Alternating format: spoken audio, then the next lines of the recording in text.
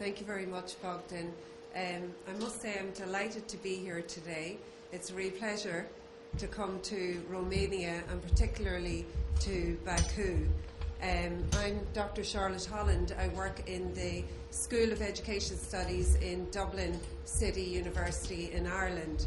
I probably sound and look very tired. That's because I'm a little bit jet lagged. I was in Russia for most of the week and flew back to Dublin just late yesterday, and I've been travelling all night. So I'll try and keep it interesting and stimulating for you. I'm here today to talk about Learning 2.0, or pedagogy and social media. And what I'd like to do is, first of all, to give a little bit of an introduction into Web2 Technologies, or social media, and then to talk about some of the pedagogical models that are being used presently in different educational contexts. My own background is I've come from an interdisciplinary context. My primary degree is in physics, my master's is in computing, and my doctorate is in education. So it allows me to, I suppose, bring multiple perspectives when I'm researching social media in education. I mentioned that I've come from Russia, and while I was there I had the opportunity to go into a very famous museum in St. Petersburg. It's known as the Hermitage Museum, and in that museum they had cave rock etchings from a very long time ago, and you can see some of these on the screen here. They're 11,000-year-old cave engravings from Lake Onega in Russia. And if you look very closely there, you can see some animals, some reindeer. In fact, it looks like the reindeer are pulling Santa's sleigh in one part of the etchings. There's also crocodiles. There's pictures of presumably the hunter-gatherers from that period, and even pictures of the sun. And it struck me when I took that picture that really what we were looking at is probably the first blog. The 11,000-year-old blog. It was really a record of what the hunter-gatherers did over a period of time. So I thought I might start our presentation today by just having a quick look at that.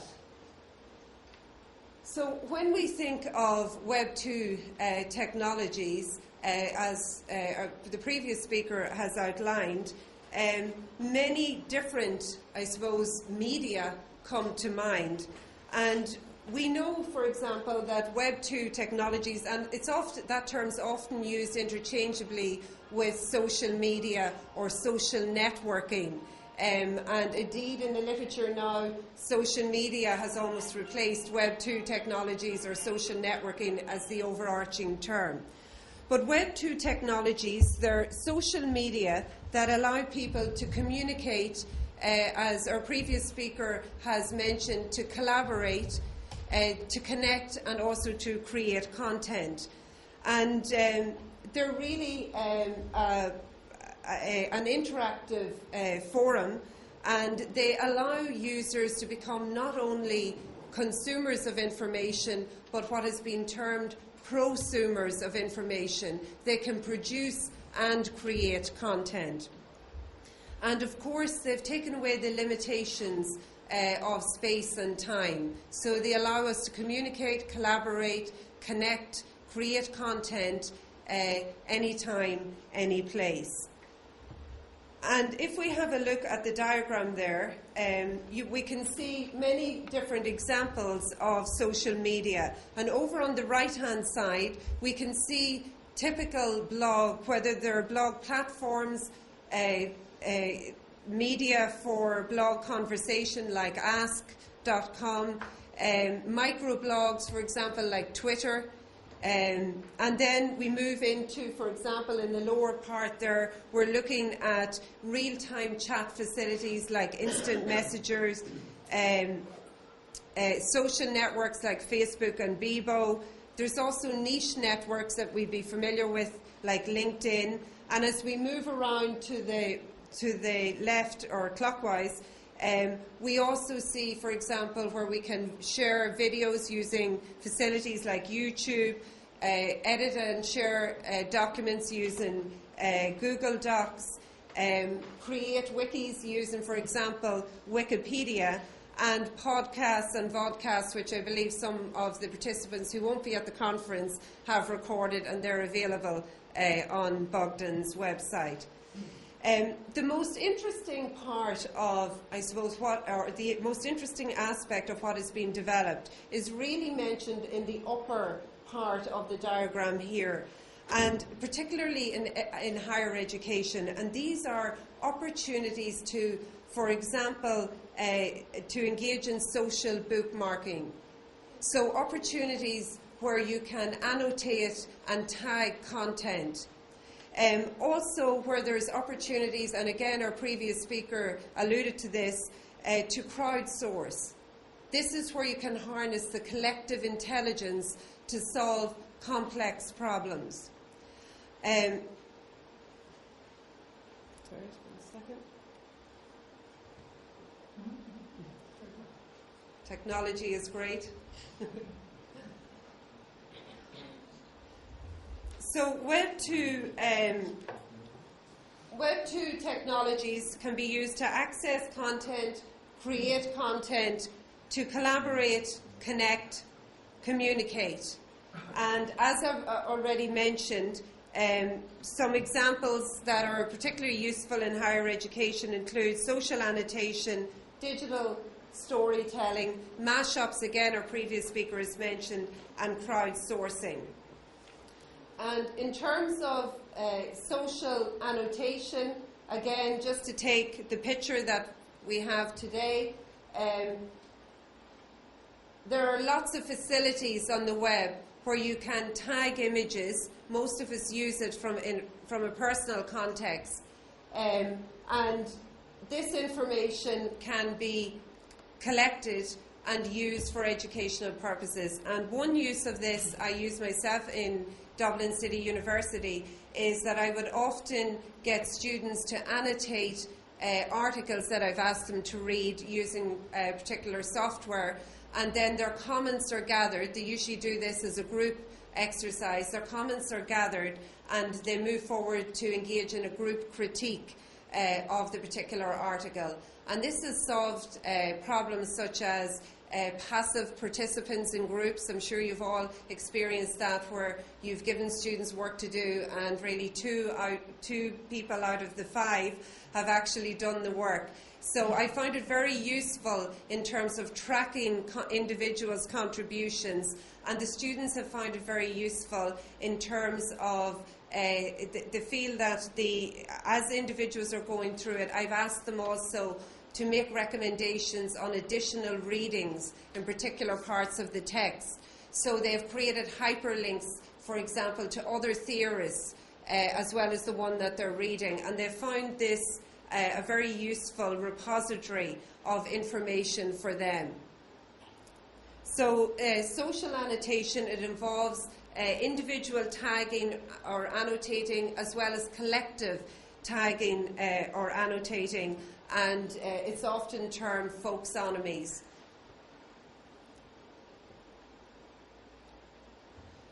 The second use, I suppose, of social media that I would use quite a bit is digital storytelling. And again, there are many social media out there that are particularly useful for this. In one of the modules, for example, that I teach, it's professional skills and practice. It's really for trainee teachers, and what I do is I get them to articulate their personal philosophy or their personal vision for teaching and learning in a short digital story, and then that's shared, for example, on a YouTube platform or some similar media.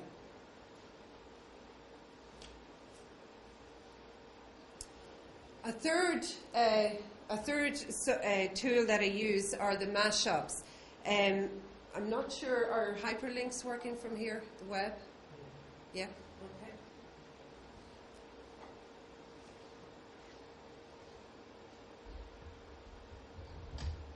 And the previous speaker has already spoken about mashups. I have an example here. Sometimes I think it's better to actually see an example, but basically it's a layering of data over the internet from different sources. So for example here, this is a Google Maps overlaid with information about nuclear stations in America. They're trying to stop the spread or the building of nuclear power plants, and if you go into each of these, you get information about that particular town and, you know, whether there is a nuclear plant there already, and you can find out information about that. So mashups used in an educational context can actually be quite useful. You can layer up information from different sources on the web, or have the students, which in my case, my students didn't create this, by the way. This is one that's available on the web, but my students would regularly create these type of mashups to use within an educational setting.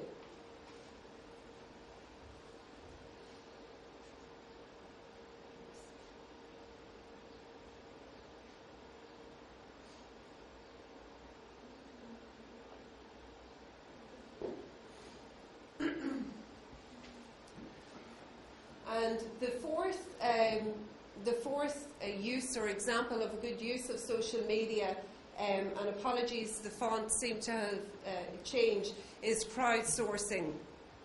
And again, this is where problems are opened up to the general public to solve. So it's a way of harnessing the collective intelligence. So you don't usually define your target audience. And one example here is Google Tip Jar. And what they have is people, for example, they present a problem and then they ask the general public to come up with solutions to solving that problem. So again, it's a very effective way of engaging an unintended audience or an unintended public in solving problems. So I said I would speak about some models of e-learning, and before I speak about them, I thought it would be useful just to review the different models or a framework of models of e-learning. And this is a framework that Beaton outlined back in 2004. And basically there are 5 different models of e-learning. There are theoretical models. They tend to take a meta-level view, looking, for example, at the underpinning theory, be a constructivist, it could be transformative learning, and the model is based around that concept. There are practice models which effectively look at approaches to teaching and learning, and they tend to be closer to what the practitioner actually does. There are technical models of e-learning, and for anyone here who's involved in computer programming or computer science, you'd probably be familiar with interoperability, like SCORM standards, different XML standards and so on. So technical models of e-learning focus around describing those sorts of standards.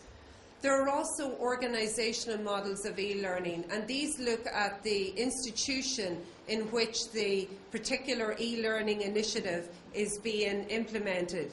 And they look at aspects, for example, like organizational culture, ethos, and how that might impact on how the technology is used. And the last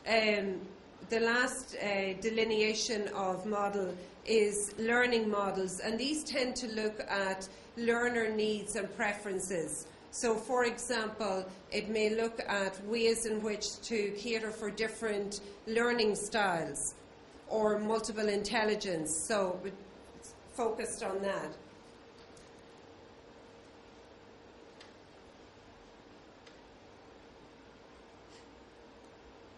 Doesn't want to move.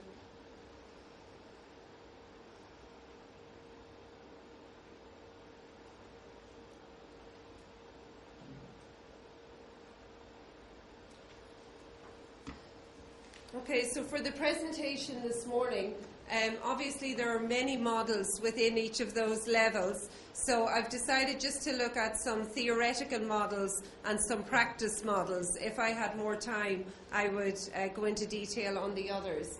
So the theoretical models that I'm going to look at are Garrison's and Anderson and Archer's Community of Inquiry Framework. I'm also going to look at Siemens' Learning Ecology model. You're probably very familiar with his theory of connectivism, and this learning ecology model really rests on it. And the third one I'm going to briefly mention is the model that we've developed in the School of Education Studies in Dublin City University. It's the ethical values pedagogical model. And in terms of the practice models, I'm going to just bring us back briefly to Robin Mason's early work with the Open University, where she defined 3 models of online learning. Then look at Quincy's 3-star incremental model, and finally I've skipped MOOCs, that's the good news, the multi-user open courses. I've decided that I'm going to just do a little bit on the flipped classroom. So the first one here, Garrison's Community of Inquiry Framework. This model really examines how students and teachers interact in an online environment. And the research was conducted around a discussion that took place in a computer-mediated environment back in 2000. And what Garrison and his colleagues discovered from an analysis of the text, that in order for learning to take place, there were really 3 presences needed to be there. One of these was the teaching presence, which is pretty obvious in terms of the content that they were examining, guidance on what they had to do. But there was also a need for a social presence, which looked at the nature of interaction. And it's interesting that our previous speaker talked about identities. What he really looked at there was how identity is projected within a community of inquiry setting. And the third dimension was really the cognitive presence. And this is where the learner tries to make sense of the learning that they're undertaking through sustained investigation. Thank you. So there were constructivist and collaborative elements to this particular framework. And in terms of the cognitive presence, learners constructed meaning through sustained investigation and also critical thinking. And their engagement with their peers and with the mentor, the teacher, enabled discourse which allowed them to critically reflect on what they were doing.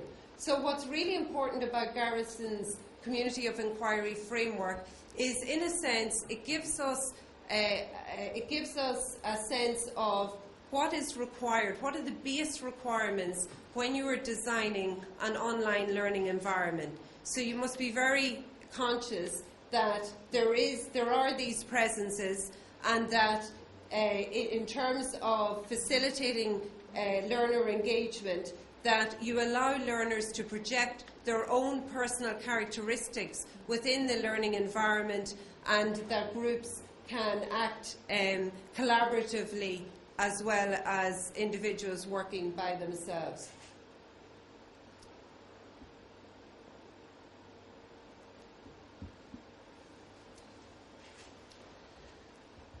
The second model we're looking at is Siemens' Learning Ecology model, and it rests, as I've said, on the theory of connectivism. And the theory of connectivism essentially believes that knowledge is does not reside in an individual's brain per se. It does not only reside, I should say. It's distributed across networks of people and applications. And that's very important, that concept of connecting not just to people but to applications, particularly when we start thinking about where Web3 is going to. You hear about the outer net, so looking at connections beyond the desktop computer, to mobile technologies, to technologies in cars, in fridges. And it has been called the Internet of Things. So we are connecting not just to people, not just to data, but to things in the outer world. And one of the most bizarre examples that I heard recently of a thing that was being connected to the internet was apparently there are sensors being implanted in the backsides of cattle, and they're recording data on the methane output from the cattle, and that information is being shared across the Internet of Things. Okay, so the idea here is, as I said, Siemens' theory of connectivism is that we are connecting not just to people, not just to static knowledge that's available on web pages, but also dynamic information that is being generated on an ongoing basis outside the traditional computer. His learning ecology model really looks at elements within the learning environment. And apologies here, I've forgotten my glasses, that's why I have my sheets of paper here in front of me. I can't read. But the elements of Siemens' learning process include, for example, the purpose of learning. So learning to know, learning to do, learning to be, learning to transform oneself. So the purposes of learning, that's part of his ecology model. He's also looking at the conduits of learning. So learning through what? Learning through media, learning through the language, be that text-based language or face-to-face language. And he's also looking at learning concepts. So moving from data, information, knowledge, meaning, understanding, wisdom. And this is where we go back to his core idea, which is this notion of building towards or moving towards a collective intelligence.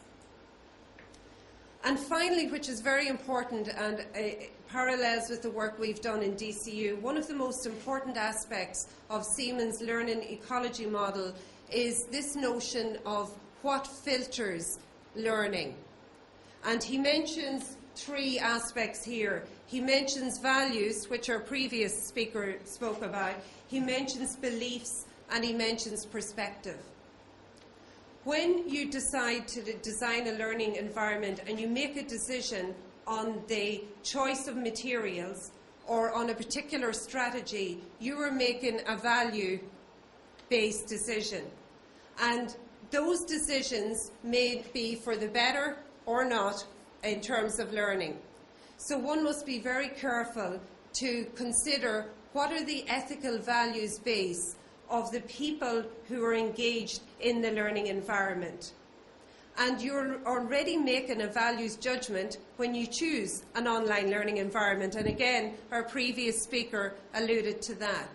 So we need to carefully consider this whole role of ethical values. And that leads us into the model that we've been working on. Sorry.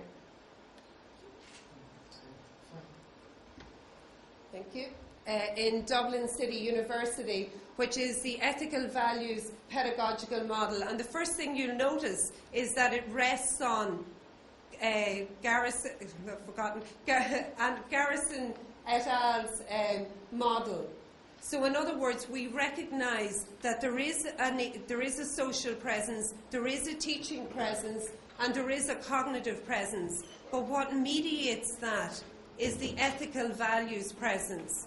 And we have a paper written on that that's available that we can let the participants here know about.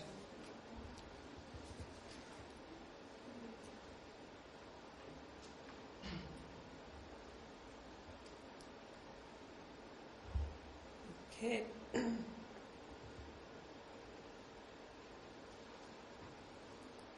Okay, there's just some problems with labelling on the diagrams at the moment. On your left here, we're looking at Robin Mason's model of three-phase model of online learning, and on your right we're looking at Quincy's three-star model.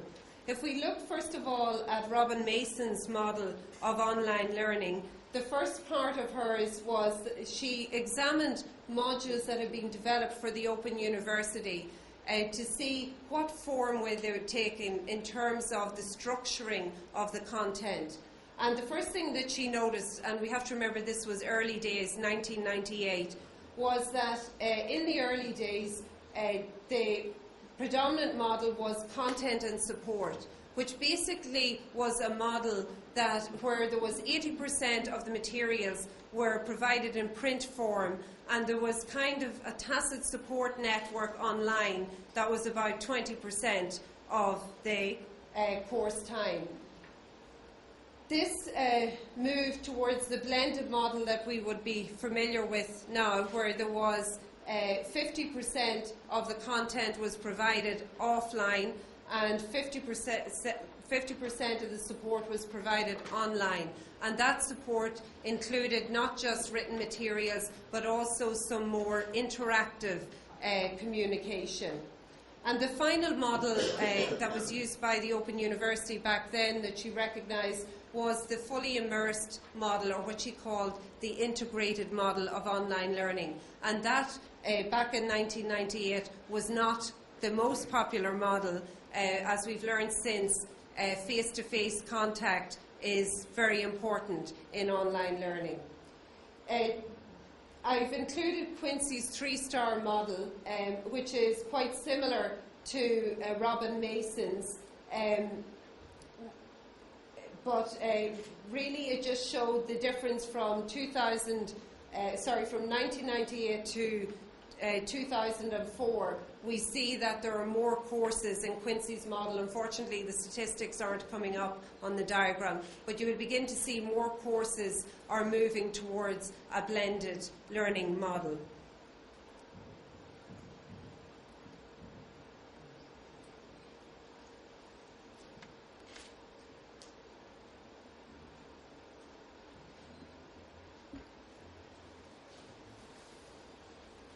And the final model that we're going to look at is one that you're all, I'm sure, very familiar with.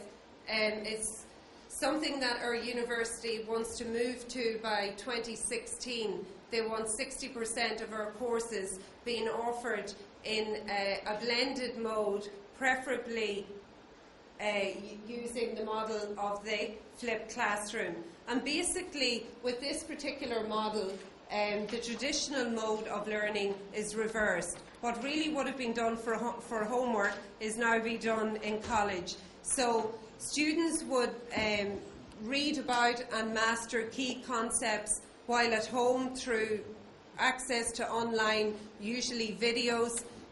But when they come into college, class time would be used for discussion and problem solving. So it's really the old model of distance education, if you think about it, where students used to come for a number of times a year for face-to-face tutorials. The only difference being that the offline content, or the content they view at home, is now made available on the internet, and it's more interactive and apparently more user-friendly. So the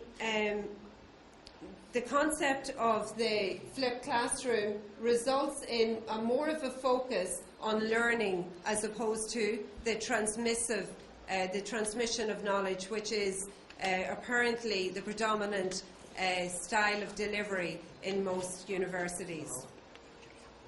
In the last two slides, I'm just going to talk very briefly about two things. One are opportunities in Learning 2.0, and the final slide really talks about challenges in Learning 2.0.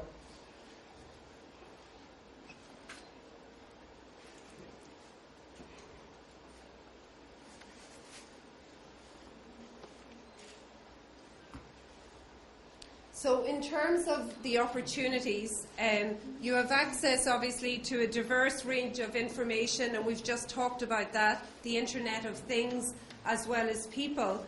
You have the ability to connect, and most importantly, the opportunity to expose your learners to multiple perspectives, including their peers as well as experts. There is also opportunities for the voice of the disadvantaged or the disenfranchised to be heard. So there's an argument here that it can be used as a force for social good. There's very obviously opportunities for collaborative engagement, and what I talked about there in terms of annotation, there's particular opportunities for the collective creation and critique of educational content. And there are arguments that it facilitates different forms of learning, more democratic because it's more learner-centred. Learners make the choices on what they learn, how they learn it, when they learn it. It also facilitates transformative learning, and it does this by offering learners opportunities to challenge their own frames of mind, to try and develop those. It offers opportunity for authentic approaches to teaching and learning, and what I'm thinking about there is engagement in real projects through the internet.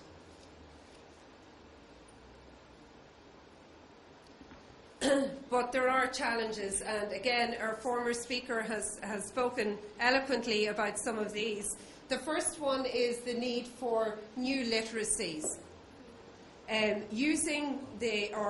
Navigating the information that's available on the internet and being able to critique that requires a new form of literacy, a form of critical literacy. There are concerns about the semantic web. You know, in the semantic web, we're examining context and meaning. And there are fears that there are misinterpretations around those. There's a fear that it leads to a superficial form of learning. And that's something I think that we've all experienced, where the so-called digital natives, it's contested, I know, but the so-called digital natives seem to be always engaged in technology, but when they use it for learning, is it effective? The question there is it effective? And maybe we have to think more critically about when and how to use it. There are challenges around what Hussein and his colleagues have called living technologies versus learning technologies. And he talks about this tension, that young people don't want us using the technologies that they use every day. We're moving into their space. So they may not want to use Facebook in a learning context because it somehow lessens its value for them as a living technology. We have the old and new divides. The old divide, the so-called digital natives versus digital immigrants. We know from Sue Bennett's work, a very comprehensive study, that yes, there are people who have less technology skills, but to suggest that the digital natives can multitask, learn differently, all of these, the evidence base isn't there for that yet. So it's an interesting one. But there's also a new debate that has arisen, and particularly in higher education, around the use of open source content versus copyrighted content. And that's a real challenge in higher education for all of us that are involved in publications. What is valued more? A publication that is closed and with a particular publisher, or a publication that's made freely available on the web. And I can see that becoming a very significant challenge as we move forward. There is also the culture of openness and informality that young people come to us with. Young people are used to posting without thinking. So they post photographs of themselves, often happens out at 3 o'clock in the morning, having a good night out, and they're not concerned about the impact of that. So we need to look at the implications for that for education. There are concerns around e-safety, although these concerns predominantly relate to younger people. So around inappropriate contact, inappropriate exposure to illegal gambling, for example. That's a particular problem with some higher education students. There is a call for new pedagogies. They're saying that what we have at the moment doesn't suffice. And there's recent research, the name has gone, but this particular person referred to the web mentality. And this is in a particular study. He noticed that young people were reluctant to critique each other while using social media. So that may be something that could increase in coming years. And the final one, again, our previous speaker alluded to this, is the fear around the deprofessionalisation of learning. We've talked about we're moving towards a more learner-centred model of learning. We're moving towards a model of learning where knowledge is stored out there in a network. And teachers are uncomfortable, educators are uncomfortable, because their job now is not so well defined. It's not a matter of getting a textbook or, doing a fixed course of study. Their content has changed, the learner has more control over that, but also the learner is deciding how to learn, and the teacher's role has to change with this model.